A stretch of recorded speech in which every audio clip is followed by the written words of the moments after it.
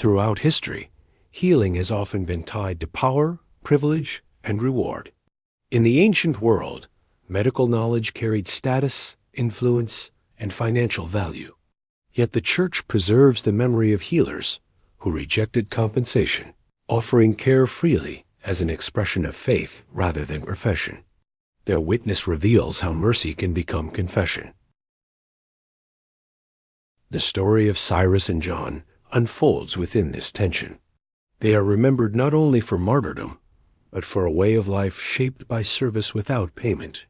Healing became their means of witness, sustained quietly within communities marked by fear, illness, and persecution. Their faith entered daily life through care offered without condition.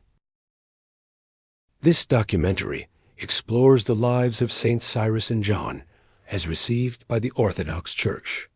Their memory reveals how compassion, practiced consistently and without reward, can stand as testimony when confession is tested by pressure, suffering, and the cost of fidelity.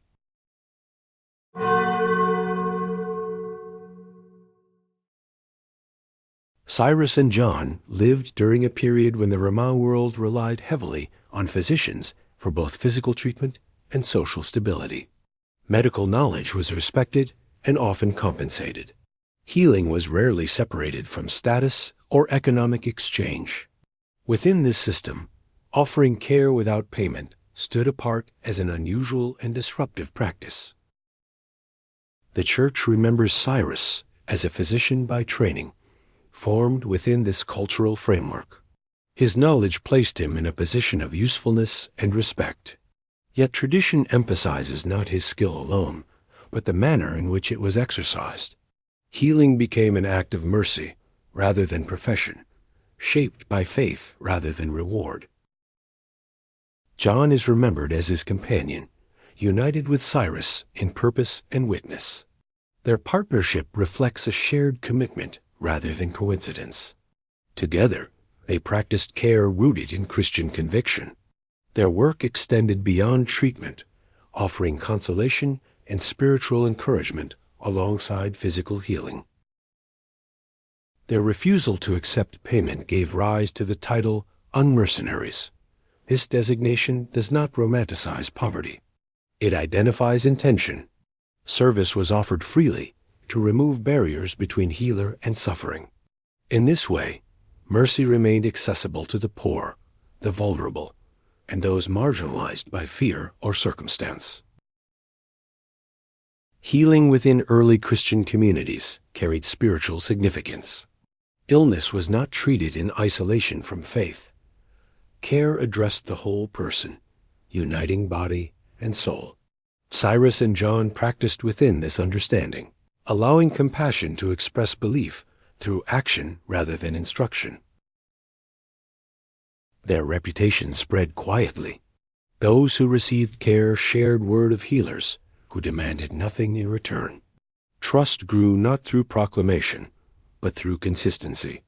Mercy offered repeatedly formed a witness that could not be dismissed as self-interest or gain. This way of life required courage. Offering free care to Christians exposed them to scrutiny. Association itself became risk.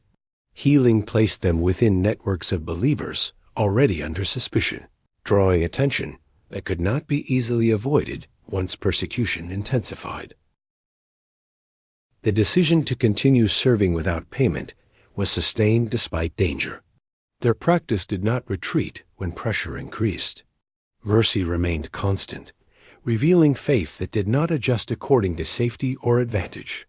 Service became confession, expressed through endurance rather than declaration. This context establishes the foundation of their witness. Cyrus and John are remembered first as healers whose compassion reflected conviction. Their path toward martyrdom emerges from a life already shaped by self-giving, where faith entered the world through care offered freely and without condition.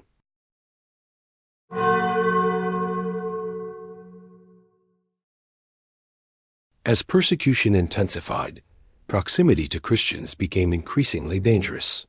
Aid, counsel, or shelter could result in denunciation, even when no public confession was made. Cyrus and John remained active within these networks of care, aware that mercy now carried consequence. Compassion exercised openly placed them within a field of growing scrutiny and fear.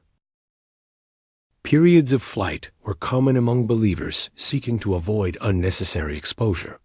Tradition preserves Cyrus withdrawing at times to reduce risk, not as abandonment of faith, but as prudence shaped by responsibility.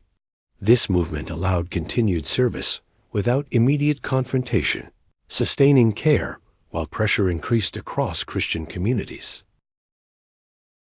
John remained united with Cyrus throughout this period. Their companionship endured despite uncertainty. Together, they continued to offer support within constrained conditions. Healing and counsel adapted to danger, yet commitment remained unchanged. Their shared path reflected stability, grounded in purpose rather than circumstance.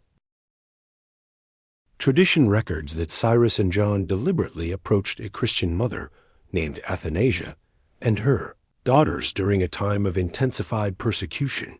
The family faced coercion intended to force abandonment of faith. Cyrus and John offered counsel, presence, and encouragement, strengthening resolve at a moment of fear. This act of support placed solidarity at the center of their witness. This association carried weight. Athanasia and her daughters were already under scrutiny. By choosing accompaniment, Cyrus and John bound themselves openly to a family marked for pressure. Mercy extended beyond discretion, becoming visible alignment. What had been service now became exposure within a system seeking conformity through isolation. Support offered to the family did not remain concealed. Observation or report followed, drawing attention from authorities. Association itself became sufficient cause for suspicion. In standing beside those targeted, Cyrus and John accepted the risk inherent in shared faith, allowing compassion to shape consequence. Their apprehension followed established administrative patterns. Authorities sought compliance rather than explanation. Questioning aimed to secure participation in required rights. Pressure tested whether service had been accompanied by conviction or whether separation might secure conformity under threat. Cyrus and John remained consistent under questioning. Their refusal did not escalate into argument. Faith expressed through years of care now stood exposed. Mercy and belief were shown to be inseparable, revealing that healing practiced freely had been sustained by conviction rather than custom. The cost of mercy became unmistakable. What began as healing and counsel had bound them to a persecuted family and to the consequences of shared confession. Their path toward martyrdom unfolded from this decision, revealing how compassion, once chosen, can carry faith into direct confrontation with power.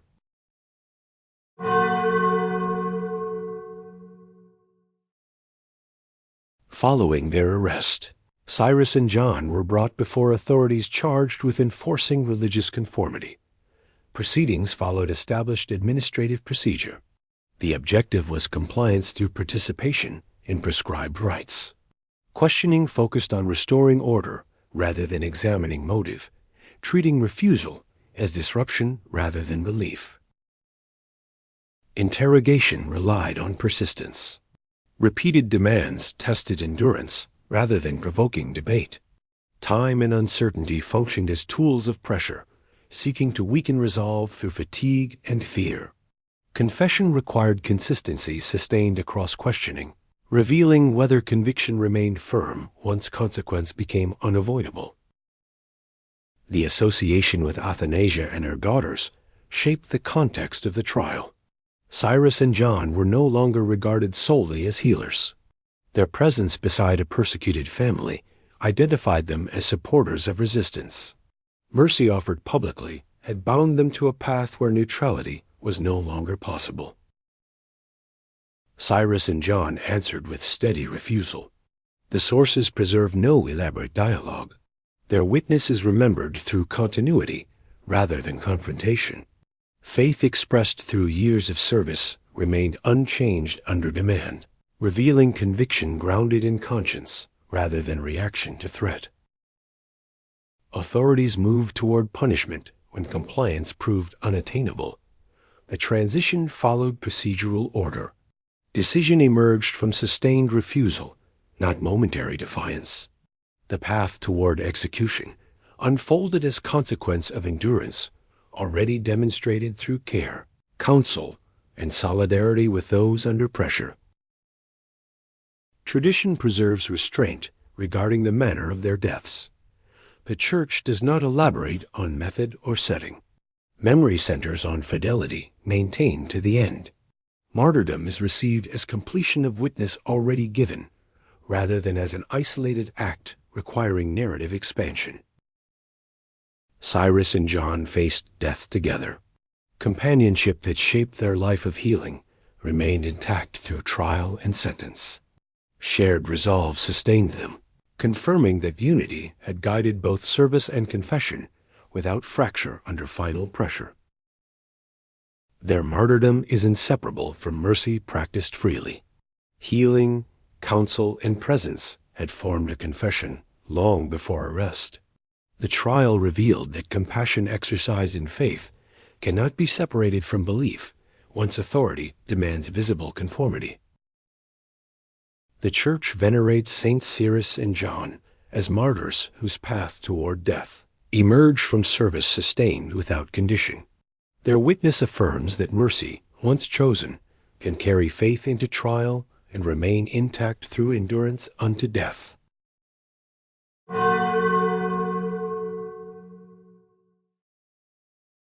After their martyrdom, the Church preserved the memory of Cyrus and John through prayer, shaped by gratitude and recognition.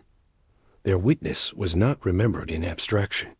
It was received in continuity with the mercy they had practiced. The Church remembered them as healers whose compassion led directly to confession, binding service and martyrdom into a single path of faith. Their veneration developed in light of the choices that led to their death. The Church understood that Cyrus and John were arrested because they stood beside a persecuted Christian family. This association shaped how their witness was interpreted. Mercy extended toward Athanasia, and her daughters became the lens through which their martyrdom was received and honored. Healing remained central to their remembrance. The Church did not separate their identity as unmercenaries from the circumstances of their death. Care offered freely, counsel given under pressure, and solidarity shown at risk of consequence formed a single testimony. Veneration preserved this unity, preventing their martyrdom from being detached from the life that preceded it. Prayer directed toward Cyrus and John reflected this understanding. The faithful approached them as intercessors shaped by compassion. Healing sought through their prayers was understood within the same pattern of mercy they had embodied. Their intercession was received as extension of care once offered openly and without condition. The Church preserved restraint in recounting their deaths while remaining clear about cause. Memory did not dwell on detail of execution. It remained anchored in the decision that led to arrest. By remembering the mercy that exposed them to danger, the Church emphasized fidelity, expressed through solidarity, rather than isolated endurance. Liturgical commemoration placed their witness within the rhythm of prayer and time. Their names were spoken together, reinforcing unity. The Church transmitted their memory as a shared confession, where companionship, service, and martyrdom remained inseparable across generations. This reception shaped how healing was understood within the Church.